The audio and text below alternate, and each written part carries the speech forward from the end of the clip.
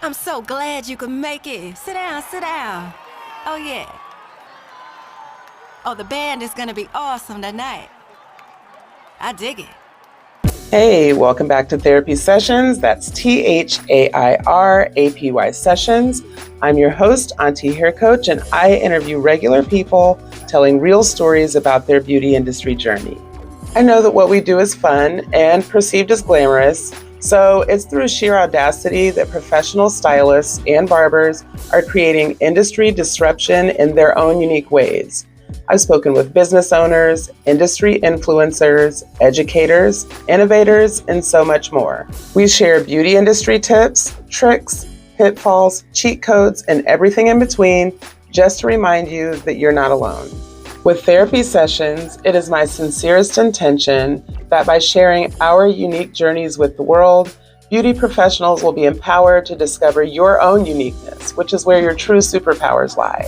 So relax, get vulnerable, get inspired, hit that follow button, and be empowered to discover and share your own unique power to contribute to this amazing beauty industry that continues to challenge us all to keep learning, keep growing, and keep reaching for the highest version of ourselves. I'm Auntie Hair Coach, and this is Season 3 of Therapy Sessions.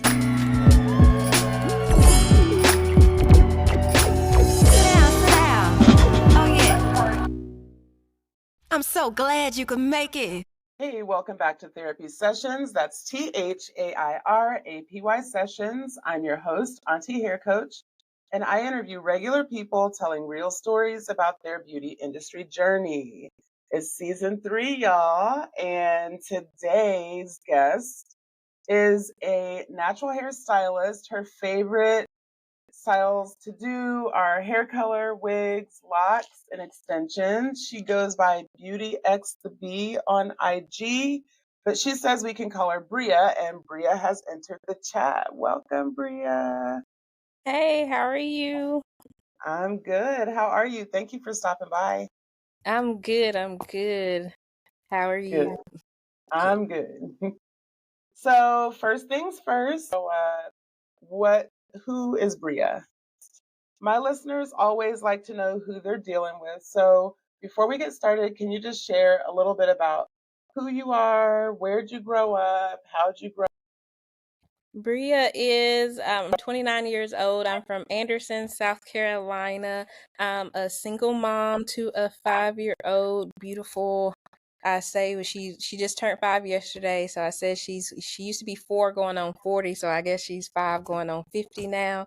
So single mom to a beautiful young girl, and I live in Anderson, but I work in Greenville, so I commute back and forth.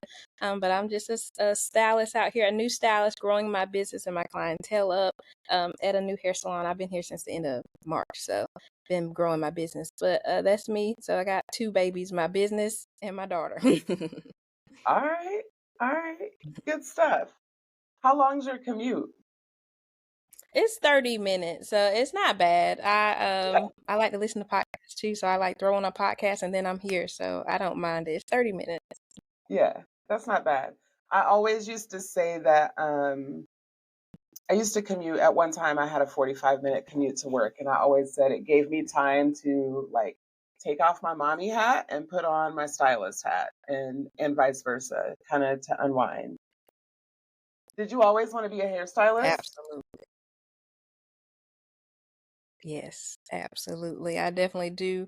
Like I like that I drive and just the next city over, but I like that because I'm like, I'm gone, I'm not here. If you want to see me, like I'm 30 minutes away, can't help you. Like I like to Yes. be, you know, out the way. But Greenville is such a bigger city than Anderson, so it's better for me business wise here than in my hometown. So it's working better. Gotcha. Did you always want to be a hairstylist? I wanted to be a hairstylist since I was a little girl. My grandma was a kitchen. She didn't never get her cosmetology license, but she always did hair. She did everything really, like catering and florists and hair. She did all the things. So I did want to do hair, but I was kind of scared to go for it. Like I did hair in high school, middle school. Did my homegirl's mom's hair when I was in middle school, like 8th grade. But I always did it. I just never thought that I would do it as my full-time job. Like this is all I do is hair. It's crazy to me, but I love it, and I always did think that I would do it, but just not like now. Like after I had my daughter, I was really like, I got to do something, and I was like, if I'm gonna keep working jobs, I'm gonna do hair, like, cause it's what I love. So yeah, I did, but I didn't. I was always scared to like go for it.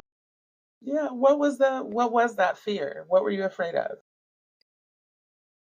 I don't know. I like, I guess failure, but then I'm like, well, the more you live, it's like you gotta live you YOLO. You like the more like once I had my daughter, I was like YOLO. Like if you can have a baby, you gotta show this little baby that you can do whatever you put your mind to. So after I had my daughter, it really gave me the like courage to do things. I'm a twin too, so I always felt like I had to have a partner, I had to have a buddy. I always had somebody, like with me. But once you grow up and you separate, I'm like, you gotta be your own person. So I'm like, you gotta either sink or swim, girl. Like either do it or you're not. Like, so I mean, you're not gonna always have a buddy, you're not gonna always have a person. So I'm like, but I still have a person with my daughter. So I'm like, you gotta show her you can do this.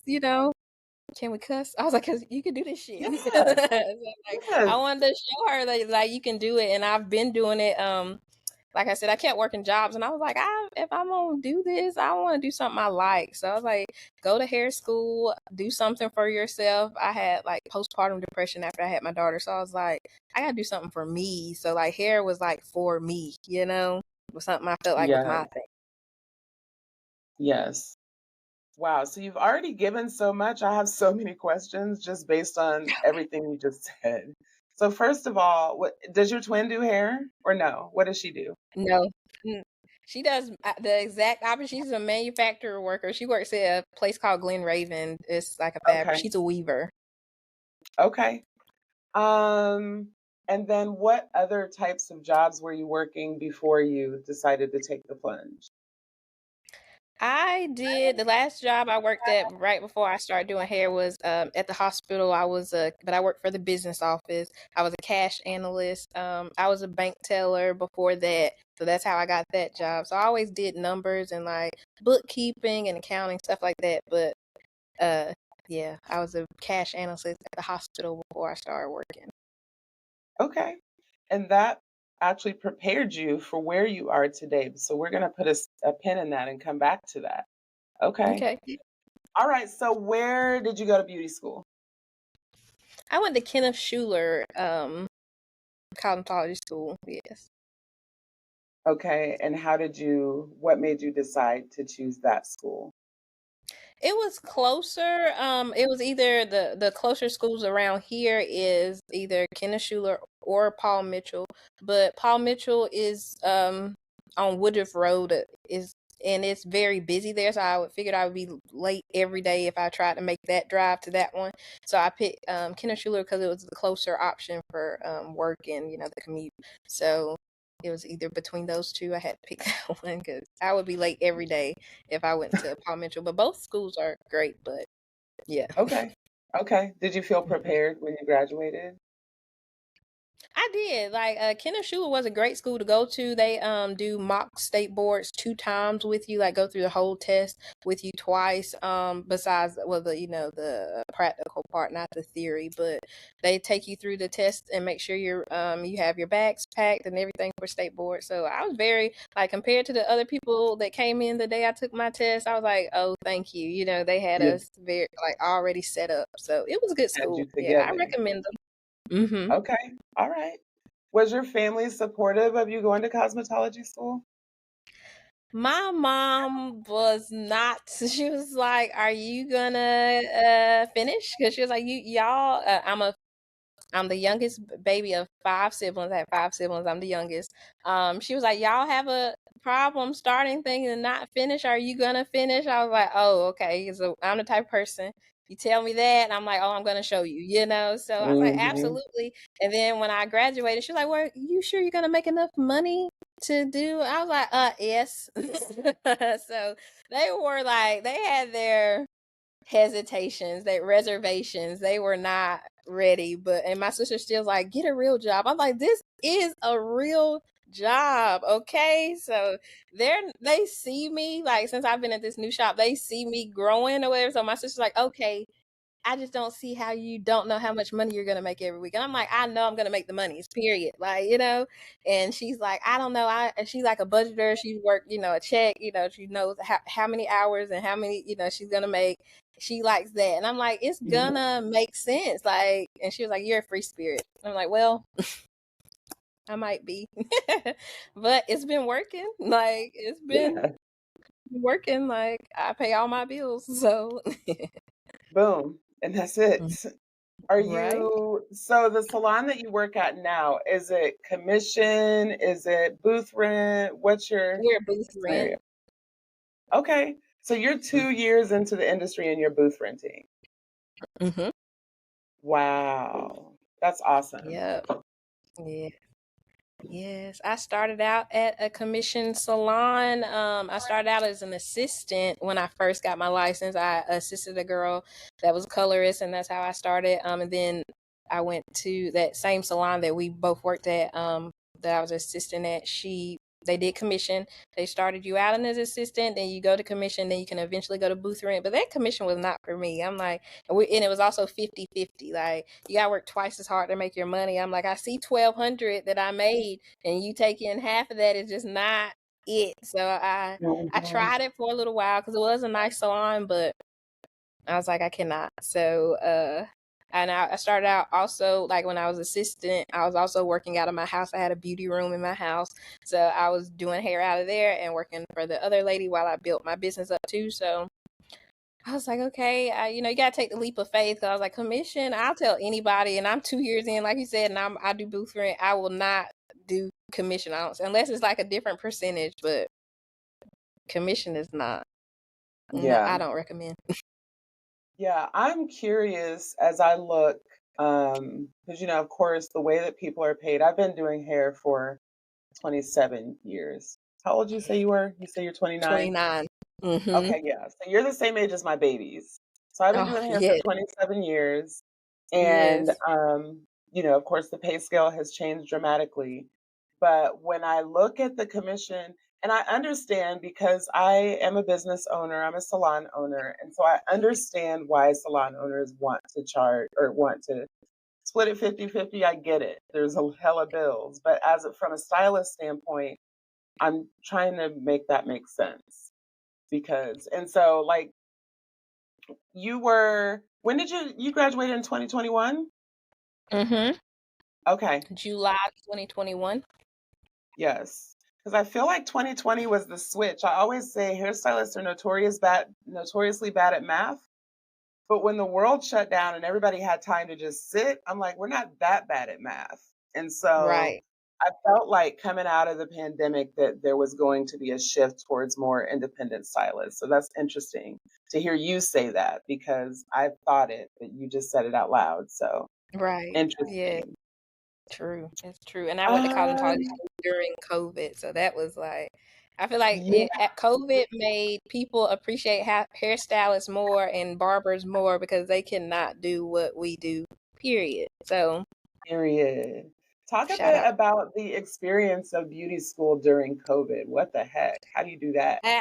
Yeah, well, I'm glad you had asked me. Did you feel like they prepared you? I'm like, they prepared us. Like, but it was like a struggle bus time. We shut down for a minute, but I feel like it took me back because I didn't get to do as much hands-on clients as I felt like we should. Like, but we had mannequins in front of our computers and iPads doing it. Virtual school for a long time. So I felt like I only did 2 men's cuts. I could not do a men's cut when I left cosmetology school. I felt like we should have had more practice with it, but also we didn't have more clients. So I felt like we did a lot of mannequin work. But they did still prepare us for the boards and to pass the test. So I feel like that was the main thing because I feel like you get in what you put out. So I feel like it's all about your effort too. So I knew I didn't get haircut, so I made sure that I learned them, so I made sure that anything I feel like they didn't teach us in school that I get education on. Like, I love education anyway, so I love to take a class. That's how we met. I love to go Yes. out there, so I feel like I just have to take more classes now because I didn't get all the fundamentals in cosmetology school, but that just showed me I had to take more classes. Yes. and it will be never ending. You will always take more classes. And like you said, I met you at the Danger Jones Unplugged Atlanta event, which was really cool. Um, how often do you attend educational events like that? And how do you decide which events to attend? I try to do events all the time, but if depends on like where they are, how much it is, but usually I make bad decisions.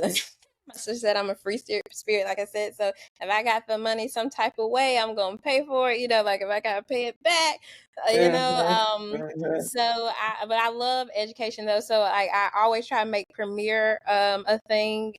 Premiere Orlando is something we go to I've been to the past 2 years.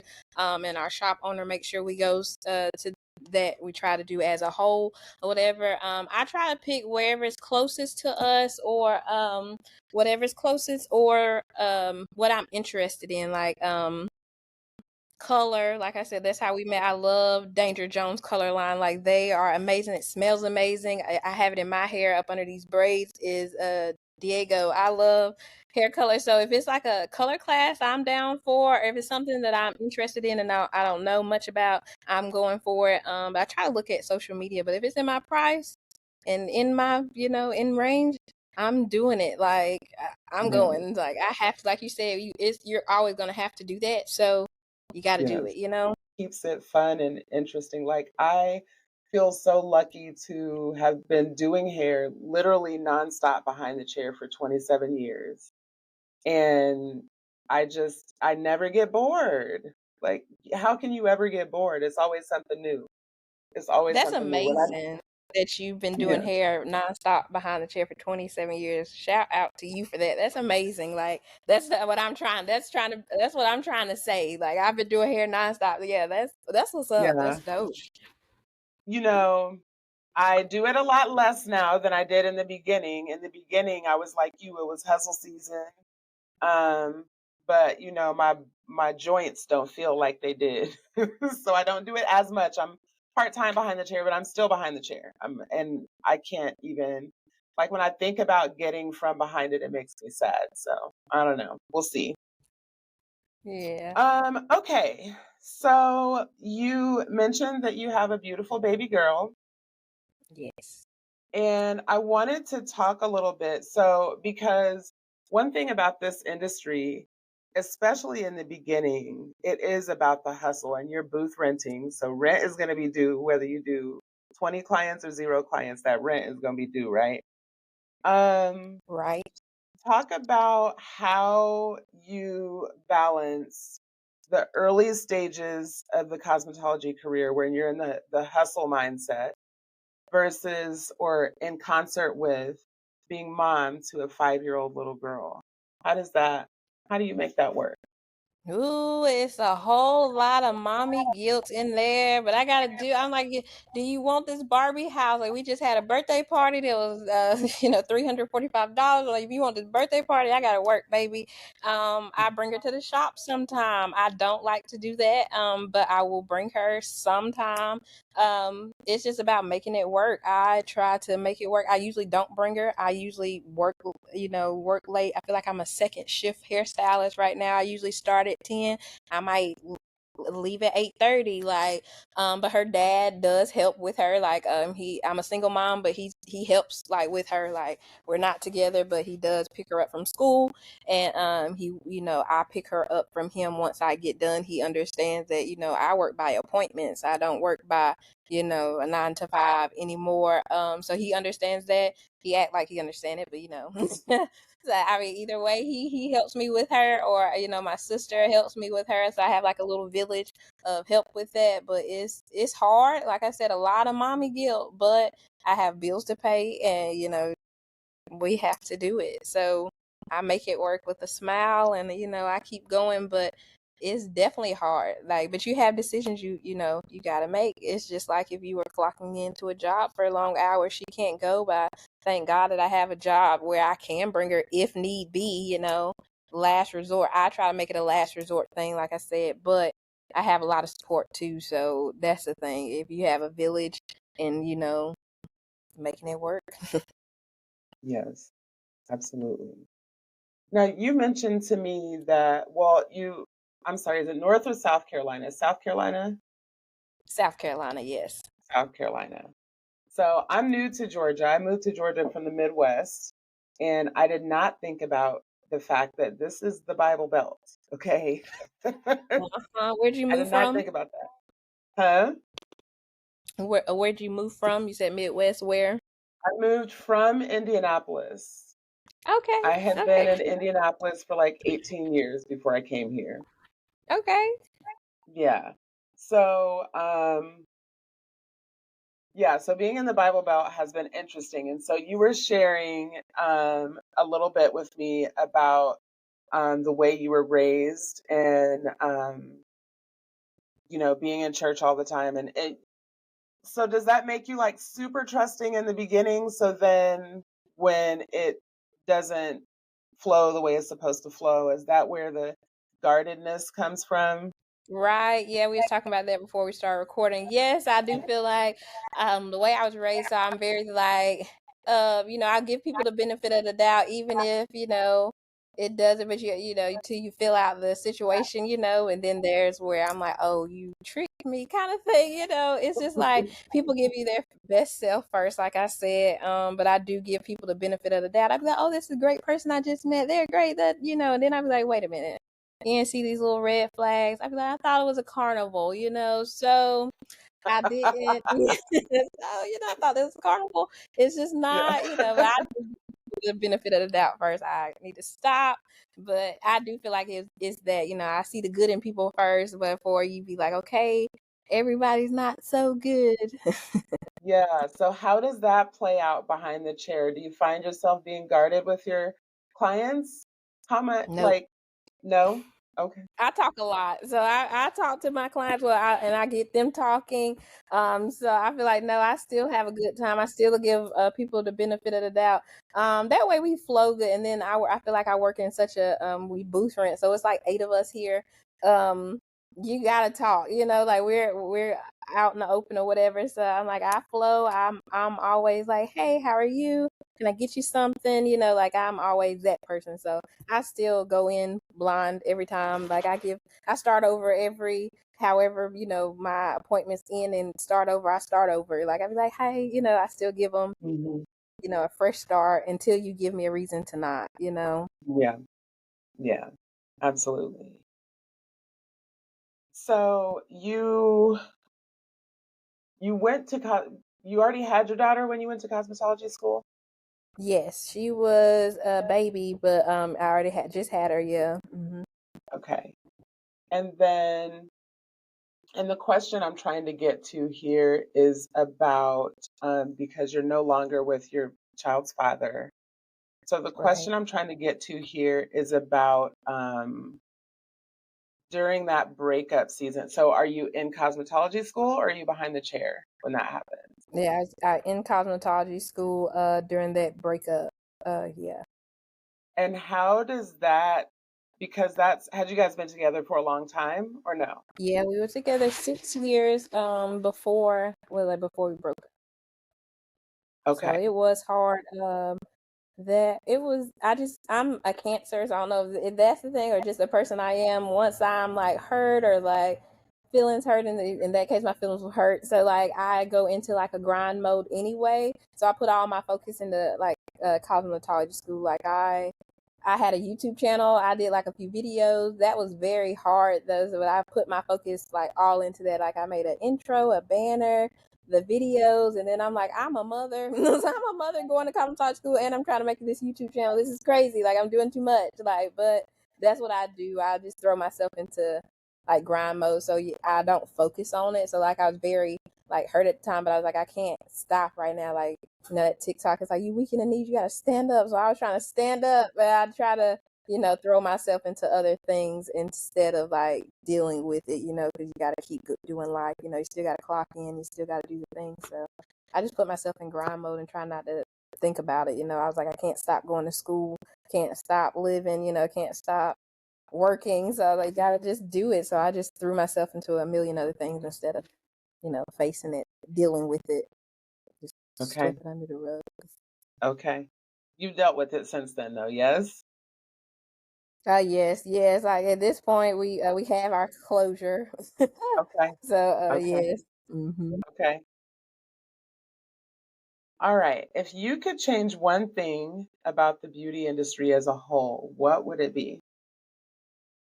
I would say because sometimes as hairstylists, we get kind of, I don't know.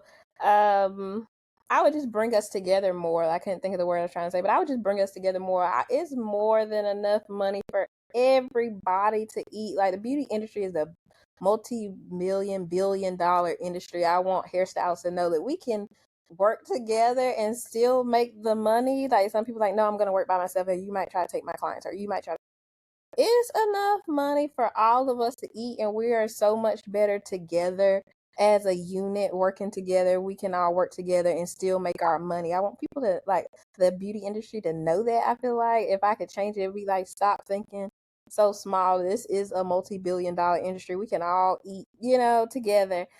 That's what I would change. Like just the mindset of some people be like, we're better together. We need to, come together like we do at the hair shows and conventions and classes and stuff like that. We need to do that more. Like stop gatekeeping and stop doing it. Like we're still going to live and but I feel like this is the mindset of the people. So, but that's what I would change. Just remember, we're a multi-billion dollar. It's enough money for everybody to eat. Is what I would say. But you've been doing hair Very more than me. I want to hear what you would say to that. Say, what would you? If I could change one thing about the industry, Mm-hmm. I will get myself in trouble probably, but since you asked, I'm gonna answer it. Come on. If I could change one thing about the industry, it would probably be that we continue to be more consistent when we talk about race in the beauty industry and Yeah. education around different textures of hair. So the Yes. beauty school that you went to, did you get a lot of education on different textures of hair, or was it very, I, Oh yes. I love your answer. No, we did not. I forgot. Look, all that. There's so many things we can say, but that, yeah. Okay. So no, we did not get a whole lot of textured hair, and I mean, hair is hair, but I hate when people are textured hair. I Hair is hair. know, I It's know. definitely not more difficult. But we had a cosmetology teacher come in that was black, so that that was trying to give us some more textured hair education. But before that, no, and he was only there a few months. Like he went back behind the chair. He's like, I'm not, but if it wasn't for him for those few short months, and I would say no, we didn't have like doing silk presses and things of that nature. No, they didn't. They were all mostly white or Caucasian, so they Mm, didn't. They were kind of afraid of it. They didn't even really know braids, even like a regular cornrow mm, on the scalp braid. yeah, As a cosmetologist, you're supposed to know how to do, at least one of the sorts of the braids, like even if it's just a flat. knuckle. Yeah, Something. so no, we did not get that. Something, yeah, but they didn't. Yeah, so no, I felt like they didn't prepare us. We had a teacher for a few months. Thank God he was there while I was there, and then he left after I left. I was like, great. Well, I'm glad you were there to teach me. Because I do feel like Yes. he taught us how to do a silk press like amazingly.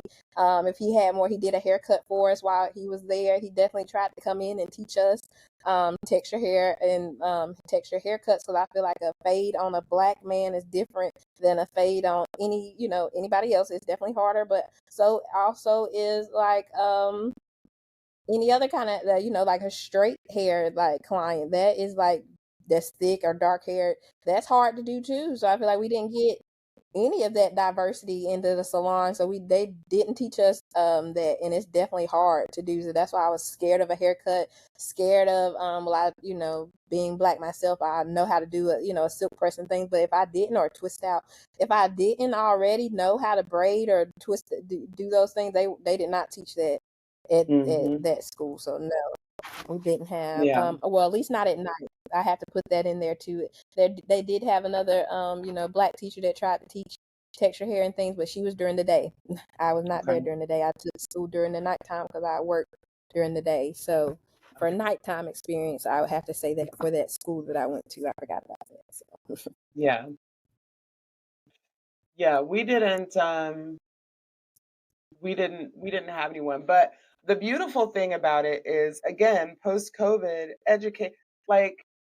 education has exploded post COVID.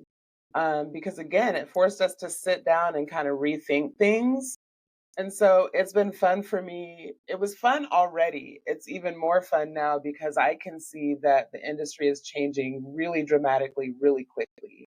And education is one of those things where that's happening. And so where you used to have to wait for you know, a hair show, you don't have to do that anymore. We've got Instagram and we've got independent hairstylists doing independent education that we can go to. And I love that. So cool, cool, cool. What are your wildest dreams for your beauty industry career? I really want to, like you said, education is amazing. I love to talk, as you can see. I would want to educate. I want to travel this world and like connect. I also still want to do hair behind the chair a little bit. But if you ask me what my wildest dream is travel the world, teach people, educate. They do it every day with these big brands anyway. I already see it being done. Like I want to travel, talk about hair all day, show you about hair all day, fly me out, and Yes, like I want to travel the world doing exactly what we're doing, and getting paid for it. Like it's amazing. Like I see it all the time on like Facebook and stuff, memes, and they say, you get paid off your talent. It's amazing. Like it is amazing. So that is, and it's doable also. Like your dreams can definitely be a reality. I know I'll be doing it one day, but it's just amazing. Like to talk to you, 27 years in the game of doing hair, that's amazing. Like that's what I want absolutely. to do.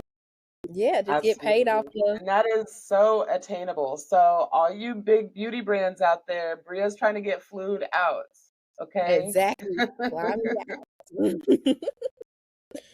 And we need Yes. more brown educators because early in my career, it was very difficult for me to find educators in the industry, like outside of cosmetology school. It wasn't easy in cosmetology school, but outside of cosmetology school, I found it difficult to find educators who looked like me. And so, one of the very first interview, no, not one of the very first interview I ever did was this man named Shannon King.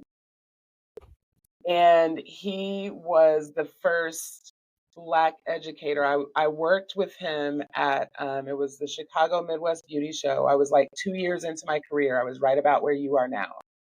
And I went and worked with this man. I was his assistant. He's a platform artist to this day.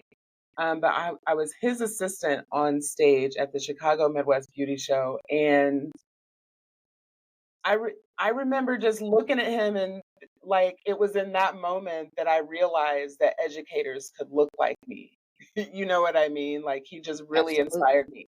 And so I ran across him complete because I couldn't even remember the man's name. For years I couldn't even remember his name. And I ran into him last summer at a hair show here in Atlanta. And he was working the stage still. And he's, longer than me. And he's still Right. on stage. And so I got the opportunity to give him his flowers and let him know how much he inspired me 27 That's years ago. It was a really cool full circle moment. that's amazing. That's So it amazing. is doable. It is doable. And it sounds like you got the hustle and the right attitude. You're already manifesting it. I hear you saying that you will be doing it. Not I might be or I hope to be, but you will be. So these are good things. I'm excited to see you do it now. Thank you. I appreciate it. Yeah, I'm definitely manifesting is key. I feel like I do that more. You gotta speak life into yourself, affirmations, manifestation. I try to speak positivity in a world where you can just go left so quick. Yeah, I talk about good things sometimes. So I appreciate that. This is amazing. Like I love your podcast and what you're doing. It's great to talk to people, that's like everyday people, like you said, living life, like, but also behind the chair, we real people too. So I appreciate that. That's great. Yes. What makes your heart beat fast? When it comes to hair or just in general? Just in general. Just in It general, can what be makes my hair, heart but it doesn't have to be. Like when I asked that question, hum. what was the first thing you thought about? Whew, I was at heights. I'm afraid of heights. So first thing, heights, I make my heart beat fast. I cannot. Yeah, But I also have been on a plane before, so that's I try to face my fears, but that makes my heart beat fast. yeah. Are you a window seat, aisle seat, or middle seat? I like a window seat. I like to see outside, even though they say don't look down. I'll be looking down. I'd be So, looking down. hmm I'd be down. looking down. Okay, so here's the thing. You're 27, so you would have been like 29. your daughter's age. We're doing this interview on September 11th. Do Right. you Oh, remember anything about that day at all? You were a baby, so if you don't, that's okay. I'm just curious. I know, right? I know I was in elementary school, I think. I think that was like I think I was at Verenas, like it's a elementary school then. I don't remember much Hmm. about I don't I really Yeah, don't. I remember yeah. they like acting like, something big had happened and I'm like, what's going on? But I was Like, also a child, so whatever. yeah. I'm hungry, mama. Right? Yeah, like no, but that's it being in school. What do you remember? I do remember. I Where were was you? I was dating my now husband. Actually, our anniversary is next week. We'll be married 21 years next week. Good, But we were congratulations. dating and we were I don't even know if we were dating. It might have just been a sneaky link, low key. He started out as a sneaky link. Now we're married for 21 years. But he had stayed the night that night. And my phone kept ringing like really early in the morning. It was crazy. Like my phone kept ringing. And I wasn't answering it. And then I finally answered it. Was a landline, not my cell phone, a landline. And I Hmm. finally answered it, and it was his friend, his college friend from New York. Now, first of all, how he even got my number is crazy, but it was his college friend from New York looking for him to talk to him about the fact that a plane just hit the tower. And I worked that day. It was crazy. It was very quiet in the salon. We had the TVs on and we just had the news on repeat. Yeah, it was crazy. All Yeah, that's so right. weird. We have reached the point of the show. I call it story time with Auntie Hair Coach. So I give you three prompts and you can pick one or you can do them all. People do, whichever is your preference. So I'm going to give you three prompts and you're just going to tell us a little story. Okay. Okay, so the first prompt is tell us about a time you had to stand up for yourself in the industry. The second prompt is tell us about the most creative way you've used your skill set. And the third is to share either the best industry advice or the worst industry advice you've ever gotten. Ooh, I want to go with the first one, the tell you about this time you have to stand up for yourself in the beauty industry for 100 Alex. Okay, so because I'm terrible at standing up for myself. So I had this lady at the first salon I worked at talked about being a commission stylist. At that salon, I had a lady come in and she was already on a budget. So I was like, and so it could also go with the third one too about the best advice or worst advice. My advice would be stop, know your worth and charge it, and if they can't pay, that's a sign, so you Yes. know where it's going. Yeah. She act like she didn't have the money for a good service. She paid for like what she could afford, and she gave me a bad review online, and so the owners were like, what happened? And I'm like, I had a before picture and an after picture. I'm like, this is how she came in and this is how she left. But I'm like, we being natural hairstylist, I was like, if you don't wear your hair, if you wear your hair natural 100% of the time and then you come get it straightened one time, it's not going to stay straight. And you wanted extensions in it. I did what you asked me to do and it looked great when you left. However, we live in the South and it's very hot and it's not going to last. I told you that. I offered you Mhm. a Brazilian blowout if you didn't want to relax or you didn't, price points and whatever, but she left looking great. Like I had a great picture and I posted it. Like my thing is, and that's why I had to defend myself because the bosses are like, she left you a bad review, what happened? I don't remember. So I'm showing them, I'm like, this is how she came in, Exhibit A, and this is how she Mhm. left Exhibit B. She paid for her service. She was happy, but just because it didn't last, she was like, this sucked. She, all these things. And I was like, well, I'm sorry.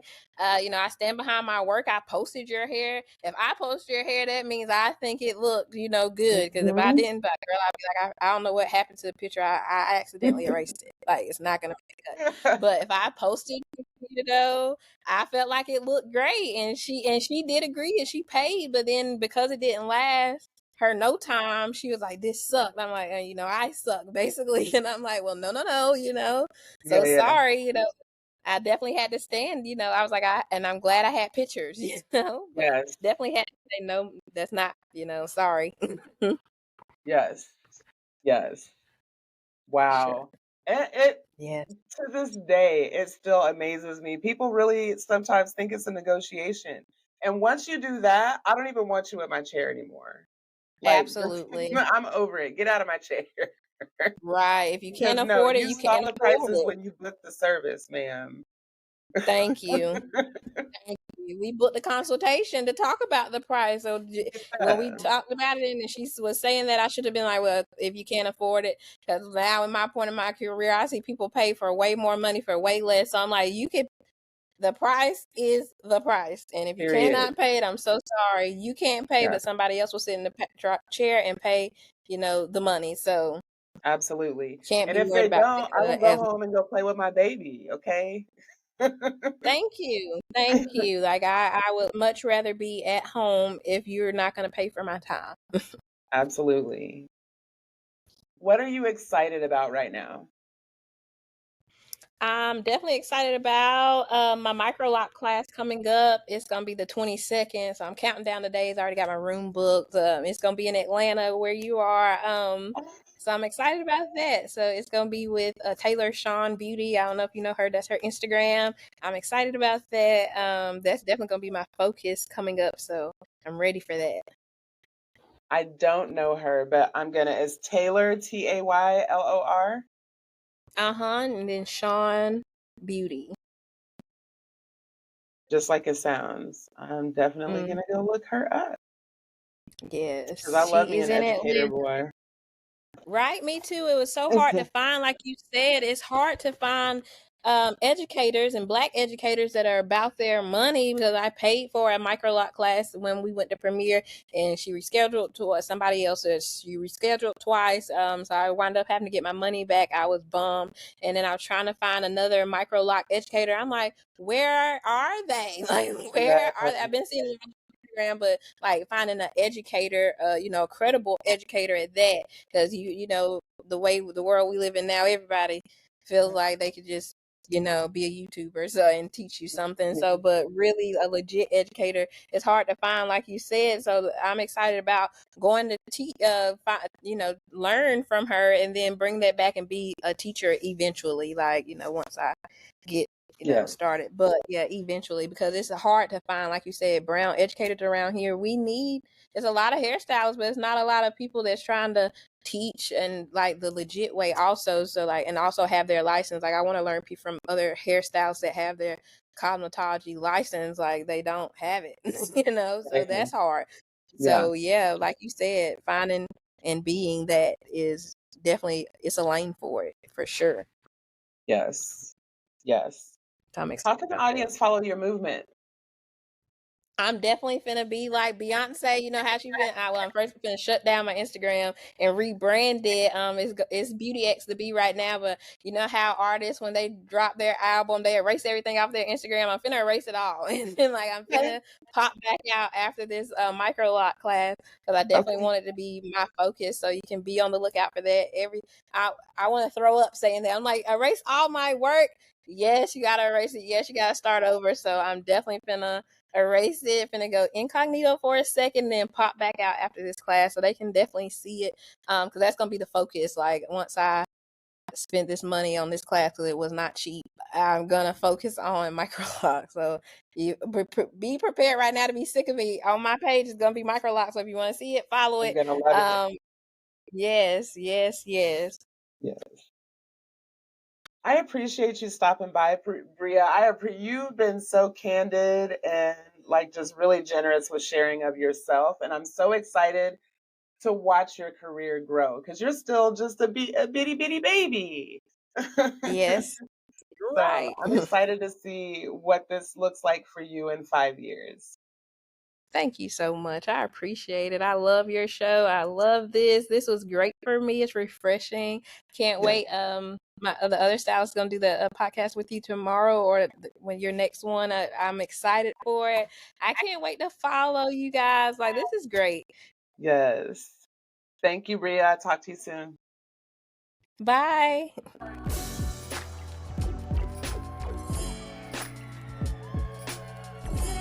Thanks so much for listening. If you're a beauty pro with a story to tell, or you have a stylist you'd like to hear from, you can DM me via IG at Auntie Hair Coach or use the Contact Me form on tasha-davis.com. Or if you're feeling really spicy, send an audio message in Spotify. Whether you loved it or hated it, please leave a rating, like, and or follow because it does something fancy with the algorithm. I'm Auntie Hair Coach. Ta-ta for now. Oh, yeah. I'm so glad you could make it.